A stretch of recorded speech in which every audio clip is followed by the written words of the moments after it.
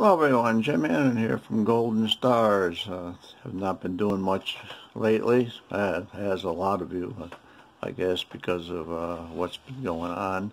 With me, it's been other issues also. I had another back surgery, which that one I was talking about earlier, in December. Found out a lot of my hardware inside was loose, and when they got in there was quite a mess, and they even found one of the screws had broke right off, so I had that done. Then I had vertigo 2 weeks later, fell flat in my face a number of times. I had to check to make sure I didn't disturb the metal, and I'm still recovering from that, but it's gold season. So I see Terry was in Vermont the other day, and we're about ready to start heading up some north and do some work. In the meantime, 2 nights ago, I took this image of what is now all that is left of Comet Atlas Y4. This comet was to be the one of the brightest comets in the past 100 years. It pretty much has fallen apart and spread out into this smear in the sky.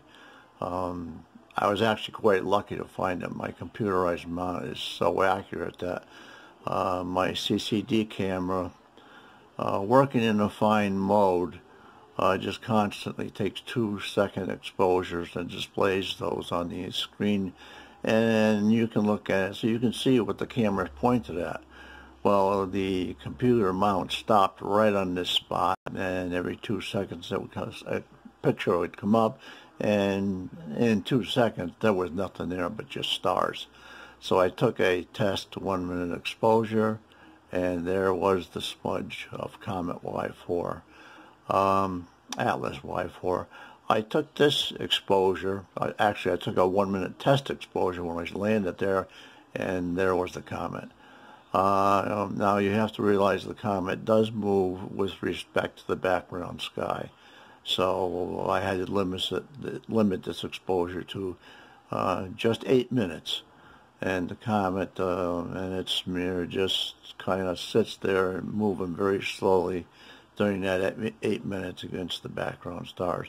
But working in this way, at least this type of imagery, is all you can get is a short exposure so you don't smear out the comet completely.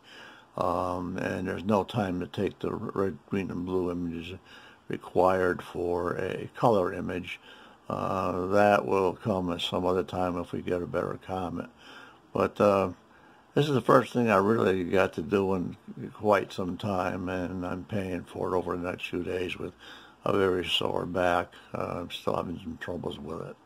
Of course, that's never going to stop, but it sure not stopped me from getting up in the gold fields with Terry in Vermont in a very, very near future. I'm really looking forward to a new season up there. One of the years I'll be getting a little too old and a little too broken to be moving around like that, but in the meantime, gotta keep going. It's what makes things happen. Take care everyone, and we will be talking to you shortly.